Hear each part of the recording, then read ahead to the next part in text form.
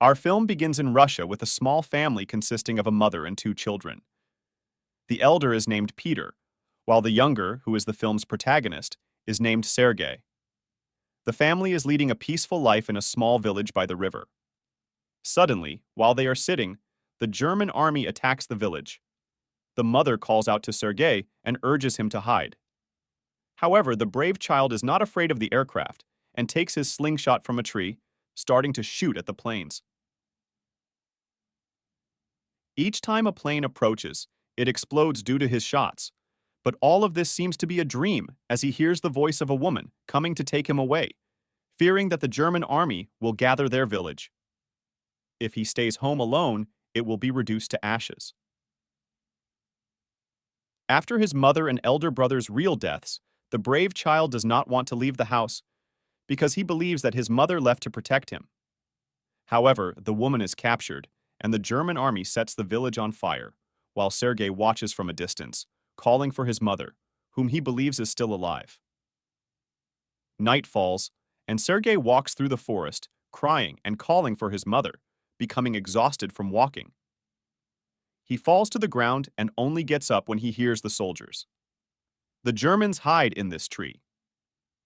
Suddenly, Sergei appears next to them. However, his fear of the German soldiers is greater than his fear of the exhaustion, and he remains motionless, making no sound. He waits until the German soldiers finish their meal and leave or go to fetch more food, and then Sergei returns to the woods, continuing to walk with tattered clothes and a torn shoe. The boy is exhausted and hungry, often falling to the ground due to hunger. When he finds edible plants, they cause him hallucinations and delusions. He feels that someone is watching him. But the brave child tells the imaginary person that he is not afraid because he has a gun.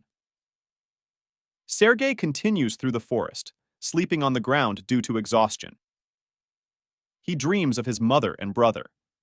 When he wakes up, he finds an innocent fox in front of him, talking to it and warning his people about the German army. When daylight comes and it starts raining, Sergei becomes thirsty and drinks from the rainwater. Later, he goes to sleep. At this time, the Russian army scouts spot him and approach to take him. They take him to their camp, and the Russian army leader, who is in charge of the camp, speaks to the soldiers about the scouts who were sent to find the German soldiers. Suddenly, the scouts enter, carrying Sergei. The leader scolds him for abandoning the mission he was assigned and returning. However, as soon as he sees the child, he becomes sympathetic and takes Sergei, who is as innocent as a child, to the Red Cross. The nurse tells him that his wound looks like a rose, and Sergei replies that he doesn't like roses, but he likes tanks. The nurse promises to draw a tank and a cannon for him, fulfilling his wishes. Sergei asks how they found him, and the nurse tells him that the scouts found them. Sergei responds that there were no scouts, only other soldiers. The man who brought him food yesterday was also a soldier. Sergei asks the nurse about the battalion leader, and she inquires if he is still fighting. Sergei confirms that he is brave, and the nurse tells him that he received a Medal of Honor and a special gun for his bravery. Sergei then salutes the leader like a man. When the soldiers ask about Sergei's mother, he starts crying and cannot answer them. However, they hug the child and try to make him feel safe. The leader tries to comfort Sergei and tells him that he is a brave boy and men don't cry. The battalion's cook brings special food for Sergei, and they all take care of him. Later, they take Sergei to the Russian Red Cross for treatment, where the nurse tells him that his wound is healing well. Sergei says he doesn't like injections, and the nurse promises to draw a tank and a cannon on his arm, fulfilling his wishes.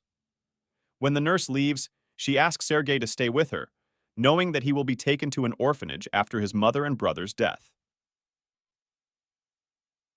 The leader, however, insists that Sergei must go to the orphanage, and the nurse reassures him that she will take care of him there, just like a son. The leader tells her that they are in a war, and he is also on the front lines, so Sergei cannot stay here any longer. He leaves Sergei and goes to the scouts who had come with him to check on Sergei's well-being, having saved him. From the forest, Sergei is welcomed by the scouts, and everyone in the place adores him because he is an articulate and friendly child. They all have affection for him and give him gifts to play with. Later, we see the nurse sitting with her colleague, telling her that she senses something strange about the child. It's been ages since she shed tears for any wounded soldier, but when she saw Sergei, she cried all night, deeply affected by his condition. She confides in her colleague, saying that she wishes to hold him close to her heart so that he doesn't see what is happening around them. She fears that the commander will take him away and they'll never see him again. Her colleague advises her not to discuss this matter with the commander, but she responds, saying that he follows orders. The next day arrives, and we see these soldiers heading to the commander. They tell him how much they love Sergei and that they see images of their own children whom they left at home when they look at him. Whenever they look into his eyes, they feel their hearts soften, and they don't want him to leave. They plead with the commander to let Sergei stay with them and not send him away. However, the commander insists that there's no one to care for him here, and what he'll do will break his heart, but he must follow orders. The soldiers are disheartened, and Sergei walks away, filled with sadness. On the following day, an envoy from an orphanage arrives to take Sergei. In the presence of the commander and the nurse, the commander takes Sergei aside to speak privately. However, Sergei struggles to find the words to tell him the news, and finds it difficult to let him go. Every time he tries to broach the subject with the commander, he can't seem to speak, so he pulls out a toy gun he made specifically for Sergei. Suddenly, Sergei gets up, hugs the commander, and says, "I was scared for you during the attack yesterday." The commander, holding a letter from the orphanage, tells him, "Sergei is coming with me from here." And it's evident that he is moved by this decision. He informs Sergei that he must go and hands him over to the nurses, who are carrying clothing for him. Sergei is dressed in a military uniform, and the commander goes to Sergei to wake him up. He gives him his new military uniform, and he asks the skilled soldiers how to wear it. Sergei exhausts an entire box of matches trying to light them all, and the soldiers laugh. Then, the soldiers ask Sergei to read their letters for them, and afterward, he starts singing, making everyone happy. We see Sergei, the young scout, heading to the forest with binoculars, fully engaged in his mission. However, he spots a German soldier hiding in a haystack and realizes he's a spy, so he signals to run. The battalion gathers, and the soldiers don't believe him at first, but Sergei manages to convince them, saying, "I'm the one who saw the soldier, and I know where he is. I have to come with you." Later, we see the commander arriving in a vehicle, and he stops to pick up the nurses. Nurse Katya, the commander's colleague, tries to flirt with him and engage him in conversation to find out if he's married or not. At that moment, it becomes clear that she's jealous, and Sergei is with the scout soldiers, heading for his new adventure.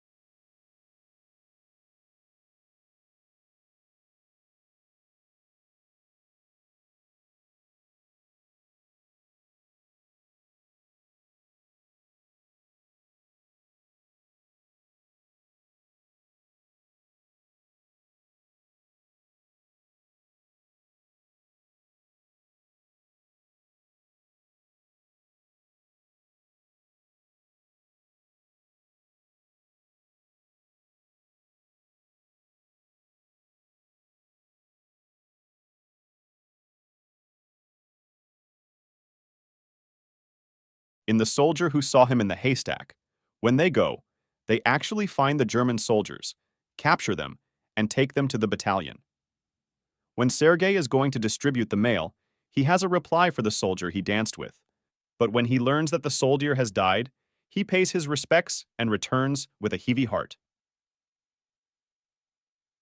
He sees the commander talking to one of the soldiers, and he tells him that the credit goes to Sergei for capturing the German soldiers.